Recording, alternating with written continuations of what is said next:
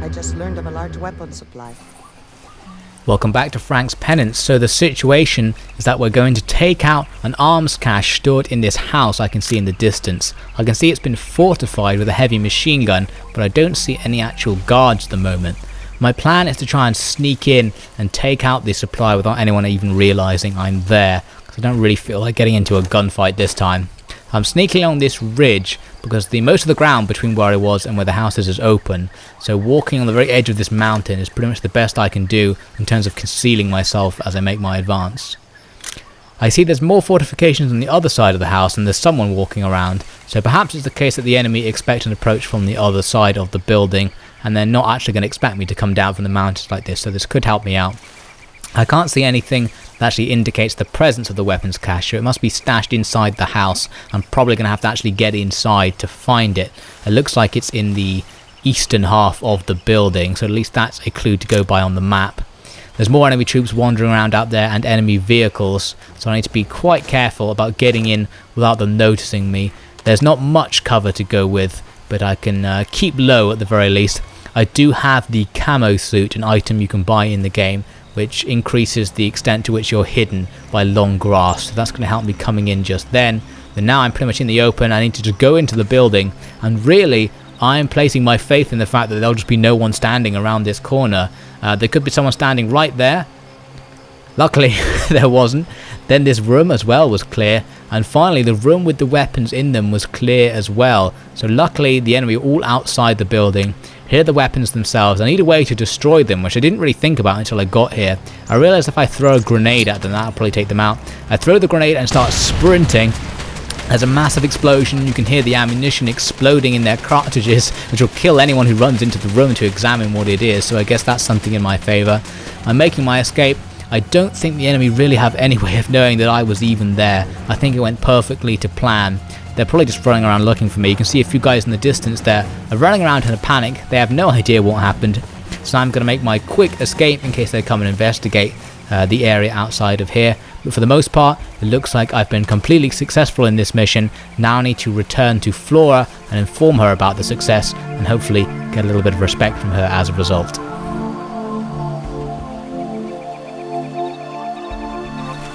Just before sunrise, we geared up. I wasn't nervous, probably because I wasn't thinking. Tired and overconfident, I marched across the fields with the rest of them, approaching the checkpoint on the border and the small town around it. Fergal had shown us that to get to the garage where the army was storing their gear, we'd need to walk straight down a main road and just wander in. His plan was to scare the troops off and then take what we wanted. Everyone agreed without question. The other cell would enter the town in a different direction from us, then we would meet up right in front of the checkpoint and bust in. Fergal said the word and we got going, walking with a pace that can't have looked natural. Someone probably spotted us and reported us to the police even before we reached the town.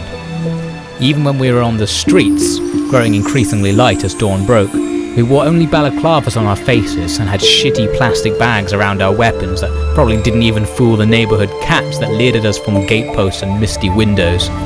Fergal was striding in front, setting the pace. We saw only one other person who scattered the second they saw us. It might have been the guy who told the army what was happening. As you might imagine from our pretty dumb infiltration plan, the army were already getting ready to meet us. Just after we came into view of the other cell and the checkpoint we were to raid, now within 100 meters of us, there was shouting from an unseen window telling us to halt. Fergal complied, looking around, and then without hesitation told us to get out of there. Too late. The other cell started shooting at the checkpoint. Movement behind the barricades revealed troops already in position. Fergal and my cell were gone before I'd finished working out what was going on. They were sprinting for all they were worth back the way we came. The other cell was now under fire from the soldiers at the checkpoint. They started running too, but one slipped into an alley with a soldier on his tail. By this point the soldiers had seen me too and were taking wide pot shots from the checkpoint. They were probably just as green as Fergal thought, as most of them seemed too worried to come and pursue us, but compared to them we were as green as the Emerald Isle itself. But despite it all hitting the fan like this, I wasn't running away. I'd seen a chance to make a name for myself, and I was so desperate to do so that my survival instincts were being overridden. I made for the alley, rushing in after the soldier in the hopes of saving the member of the other cell.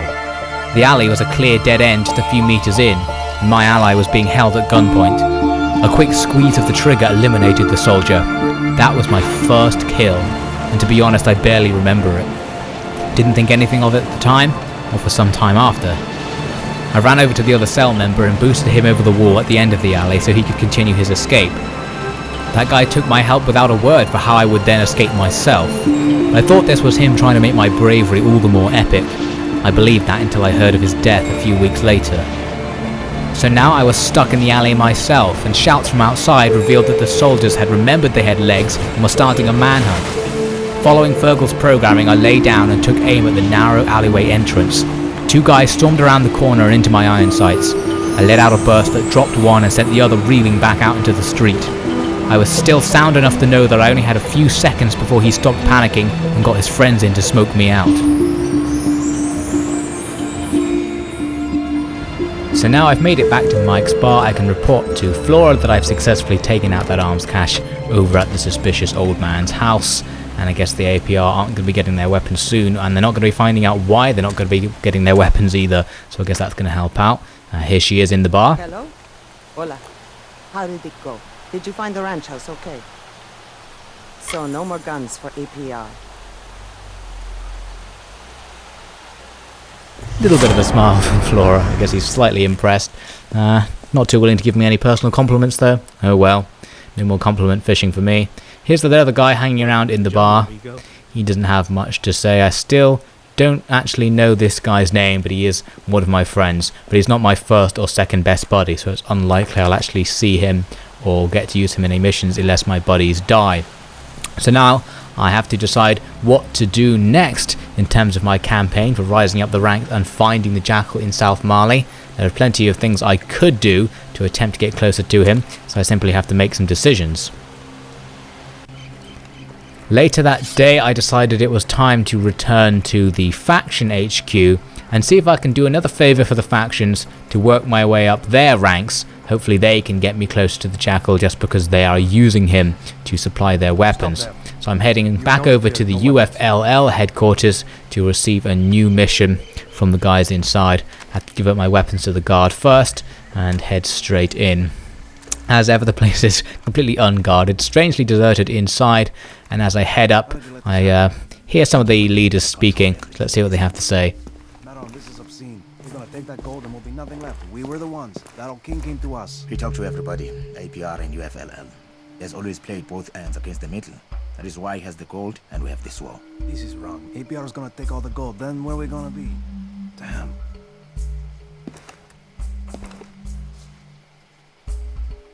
You're teaching the APR a good lesson.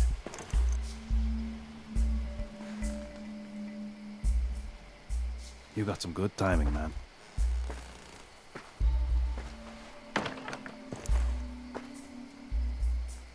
You know this Fubar country used to have a king. I'm serious, man. The hombre got a boatload of money from Europe back in the day, and then he took off. But he's back and he brought his gold with him. A lot of gold. And that gold comes from our mines. It belongs to us. Sure, man, you tell him.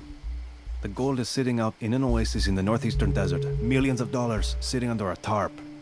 All of it protected by those stupid APR boys. We need some no-name cabron like you to go out there and find the gold. Send a text message with the location. Don't touch that treasure. It's not yours. Too much for one guy to carry anyway.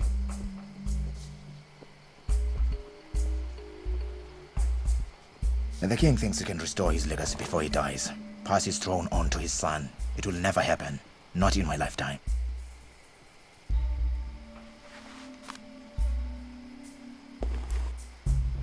Got it? Hit the oasis, kill the guards, use your mobile to send us the location. It's gonna be good. Nobody knows about this, got me? UFLL guys see you, they'll shoot you on sight. You're on your own, baby. So we've got a very interesting situation on our hands. It looks like the king of South Mali has returned. He's planning to cash up on all the gold he's hidden in the nation and perhaps restore his actual kingship through his son by the sounds of things. It also sounds like he's been playing the factions against each other in some way and could even have a hand in the war. Anyway, my mission is to recover the gold for the UFLL, which seems innocent enough. Let's see what Flora has to say on the phone. Hi, it's Flora. I want to see you. Meet me at Lakeside, in the foothills. So it seems Flora has other ideas as to what to do with the gold, so I can go and meet her and see what her plan is and decide whether I want to go along with it.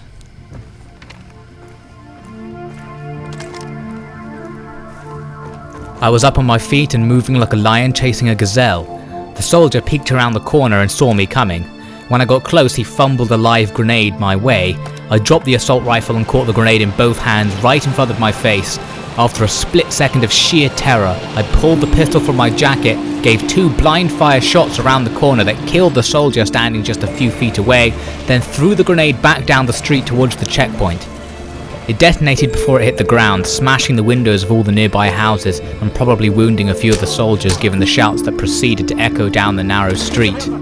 Not going back for my rifle, I ran with an intense fury, storming down the pavement. No bullets followed me. I almost got to the edge, but then a British jeep, the very thing we were meant to be taking in our getaway right now, emerged from a side road and blocked my path. There was a mounted gun on top with an operator turning it towards me. I didn't have to think twice about raising my gun and smashing his face open with a single shot. The driver tried to lean out the window and shoot me, but I was quickly behind a nearby fence, vaulting between gardens and getting ever closer to the edge of town. The fields offered little cover, so I was forced to scramble down the muddy paths between hedgerows to escape. The army were coming out of the town but were heading in all directions. They probably had some leads on where the other guys had gone and were following them. I don't remember actually seeing anyone coming after me, but gunshots were still waking up the townspeople all over the place. I actually did get to the rally point, but no one else was there. I caught my breath while I ditched my weapons and gear and turned my jacket inside out to reveal another colour of fabric stitched to the inside. The balaclava came off and I could finally breathe. The cold morning air on my face made me feel suddenly very vulnerable, so I didn't wait around any longer. I hoofed it alone back to the village we came from originally, which took all day. I only saw a single police car moving on the country roads, who can only have been looking for us, but they didn't stand a chance with all the hills and tree cover the area had to offer. I was back in familiar territory of sneaking through woods, something I had practiced for no particular reason back home, and now was actually coming in useful, if only for making me feel a little confidence and satisfaction about this otherwise shameful and terrifying retreat. So after a fairly long journey, I finally reached it, to the little house where Flora wanted to meet me. I can see her car outside, so I'm going to head in and see what it is she wants me to do.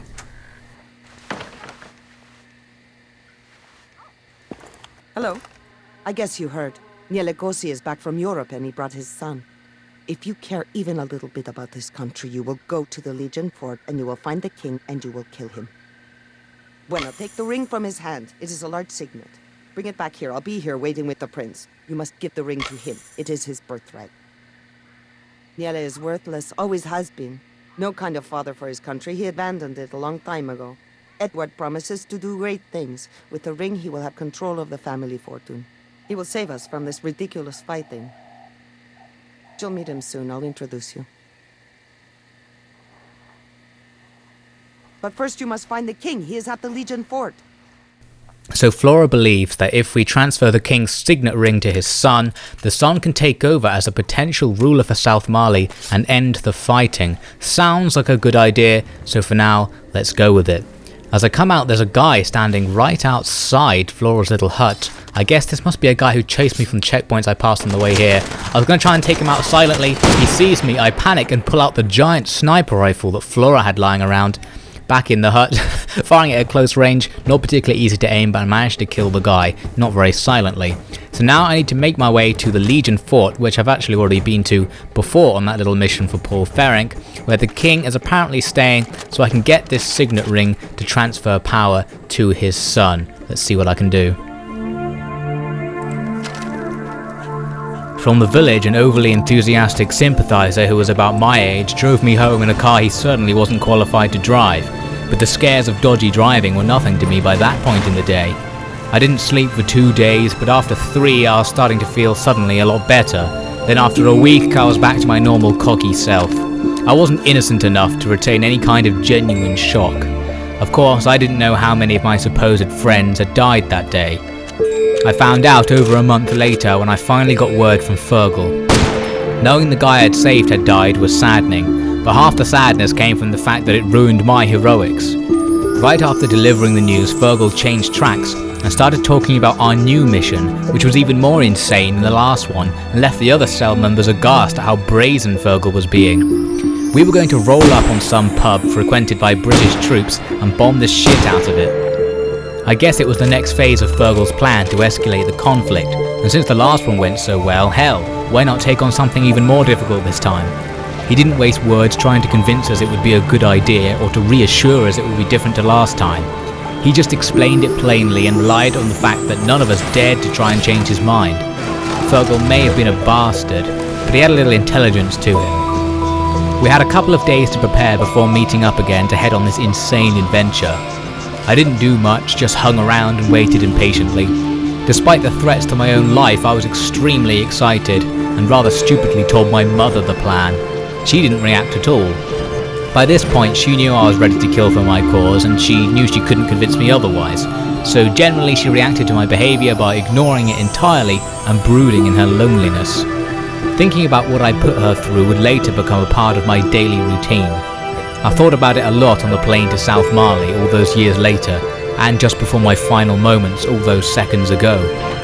Everyone regrets things they did or didn't do as a teenager, but this was something of a different order of magnitude. Finally, I was sat in the back of a small car in its twilight years that Fergal had materialised out of nowhere. We were heading north, dressed in civilian clothes this time and pretty much unarmed. Fergal was experimenting with subtlety, I guess, because he even had an actual plan for how we were going to get past the border checkpoint without making a scene.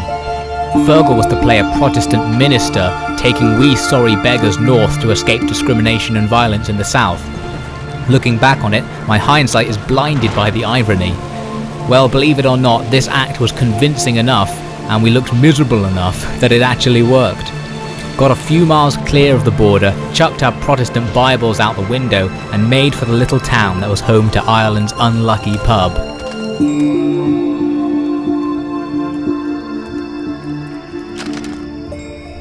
So I've made it back to the area near the Legion fort. I already know there's a secret back route that I can use to get inside from the last time I tried to get into the fort, so now I can use that again. There are still snipers up there on the towers who could potentially see me as I come in, but once again I have the cover of night to aid my entrance. I also now have this sniper rifle, so if they start firing at me, I could try and counter snipe them rather than just having to dodge the bullets. So I'm making my way up the small path. The last time I was here there was a guard hanging around. I don't see him for now, so I continue on up the path without stopping. Around the corner and then I see someone coming down the path towards me. I duck down, take a shot with my silenced pistol and take him out, so hopefully none of the guards were alerted to that shot. So now I'm moving up. There are no guards on the parapets looking down, so I'm very lucky again. I can go over to the secret entrance I discovered last time. I'm very close to the location of the king. I think he's in the building just on my left. There are guards patrolling around, so I need to be careful, but I'm able to sneak into this building without being detected. There's no one on the ground floor. I start going up the stairs, assuming he's going to be somewhere up here, and it looks like there's no one up here either. Suddenly he starts speaking to me. Let's see what he has to say. It's anarchy. My people need me. They need their father to protect them. How dare you come in here?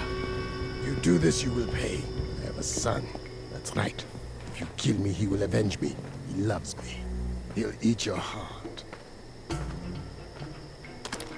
So I was having second thoughts at first as to whether this was really a good idea, taking out the king and transferring power to his son, but he made the decision for me by attempting to kill me. So I took him out in self-defense, took the ring. However, because he was firing shots, now all the guards are going to be alerted to the fact I'm in this building. So getting back out the fort, it's going to be a little bit more difficult in theory to getting in. I decided to heal up and then take the medical supplies he had sitting on his desk, and now I'm going to try and get away. I can hear voices outside. They definitely know I'm here somewhere. There are militiamen looking for me. And then ruining my stealth is the phone. And I are waiting for you back at Lakeside. So that was Flora just telling me that she's got the prince back on her little hut over at Lakeside, so I need to bring the ring back to him. I think Flora pretty much doesn't care about what happens to the gold. As long as the prince gets the ring, she seems to be assuming the gold will somehow go to him. I guess because the APR guards currently protecting it have some sort of deal with the royal family, but I expect the APR would renegade on that deal anyway. So I'm trying to make my escape. The guards are looking all over the place. Luckily, none of them happen to be looking exactly where I am, so I'm able to make a sneaky escape. I almost get away, but then there's a guy standing right outside the door. I take him out with a shot to the face, but he shouted just before the bullet hit him. The snipers see me and start firing, and the guys inside the fort start coming after me. So now I'm going to make a more rapid escape, hoping that the snipers on top of the towers don't manage to hit me. I know they're there and they can probably see me. I'm going to try and take them out with my rifle so I can make a safe escape. I see one of them. I struggle to hit him, and then hit him in the head with the second shot. I know there's at least one more on a second tower further to the west, but I decide to try and make my escape for now. So I now need to drive all the way back to Lakeside and see what Flora is going to do once I give the ring to this South Malian prince. Oh, but first, I spot the other sniper. The sniper fires a shot, it goes far wide of me, and now I'm going to counter-snipe him with a shot to the face, so now I can be extremely safe in my escape. I'm not going to get sniped as I go to my vehicle.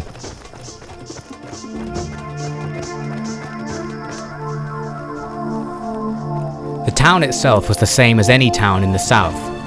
After arriving, we walked around for a while in an exercise Fergal called scoping that probably looked as out of place as the priest's collar around his neck.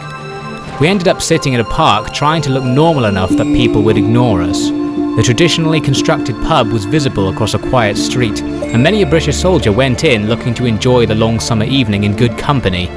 And no, I wasn't feeling sorry for them. Every time someone walked through that door, I felt like it was justifying us smashing the place to pieces. If there was a point to be made in all this, it would take a real slaughter to make it properly. We had the bomb in a sports bag under the bench we were clustered around. Fergal was reading to us in uninspired tones from a user manual to a television, which was probably supposed to be a housing contract or some other shit to keep up our image. But by that point in the day, little did anyone but Fergal know, it was all fruitless. I had noticed a group of stern-faced men hanging around by the gate to the park, but thought nothing of them. Just more peons in my eyes. But Fergal had correctly identified them as spies, tracking our overly strange movement patterns probably ever since crossing that checkpoint. It was made clearer by the fact that anyone who walked near those guys ended up leaving the area altogether. They were slowly clearing the scene, trying to casually single us out. If we had really been vigilant, we would have noticed that half the town was hanging out the windows in the terraces around the park, waiting for the big bust. Fergal suddenly told us to get up and told me to grab the bag. My heart was racing, but for the wrong reason. Fergal said I was to wait with the bomb on a street corner just outside the pub, while he and the others would split up and make sure everything was okay for a quick escape. Sounded legit to me, so I took the bomb in my hands and walked straight past the plainclothes police by the gate, and marched over to that deserted street corner. Fergal and the others disappeared, and that was the last I would ever see of them. The cars kept driving by and the police kept shuffling closer with no signs of my comrades. Weeks later, I would learn what Fergal had actually been doing while I was waiting. He had been stopped by the police while attempting to leave town, but had evaded capture by somehow resuming his ministerial act and informing the police that one of the men he had rescued, aka me, was acting strangely and had asked to be left alone with a heavy bag. It was enough of a draw to give him the few minutes he needed to disappear and evade arrest ever since. But for the moment, I didn't know anything about this betrayal. I wasn't the fool guy, I was the hero, the one who would do the deed that the whole world would surely know of by morning. Well, it was all given away by sudden movements and the appearance of uniformed policemen from all directions. Without hesitation, I was moving, slowed only by the pain in my chest as my heart missed a beat. I dropped the bomb onto the road, not even considering that it might go off and scatter me to the four corners, but I guess that was the one piece of luck I was owed for the day. So now I finally made it back to the hut, it's time to deliver the ring. Send your friend to the oasis. This is a private matter.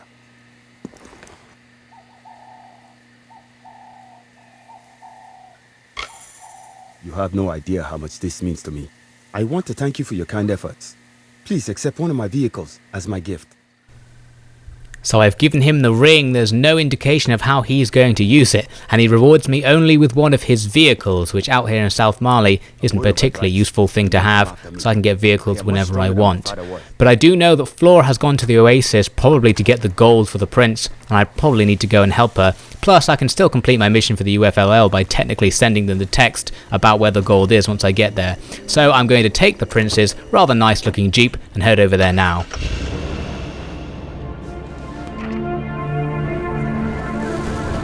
I was sprinting down the street, bombarded by shouts from following police and jeers from the onlookers. I pulled my pistol from its uncomfortable chest holster and fired shots into the air. The onlookers disappeared and their windows closed in a symphony of screams. The police were all unarmed, and some of them seemed to slow and have wise second thoughts about approaching me, but a couple of them did not react at all, pounding towards me at full pelt, wielding their batons like they could deflect the bullets. I ran a little more, but I wasn't escaping. I turned and levelled the gun at the nearest officer. His run continued unchanged, but his face was a picture of fear. I shouted that I would fire if they got any closer, but right then an all-dominating pain washed over my head. I'd been given a healthy smack from behind and for a few seconds lost all awareness of the situation. When I realised what was happening, I was being pinned to the ground, my hands were bound and the sounds of sirens were torturing my ears. It took a few more seconds to realise that I'd been captured. All I felt was shame, thinking that I'd let the others down, thinking that they would never forgive me for failing their expectations. Oh, but it would not be long until these kinds of naive thoughts would no longer be my constant mistakes. Because soon enough, I was going to the roughest place in all of Ireland. I had earned myself a one-way ticket to the maze.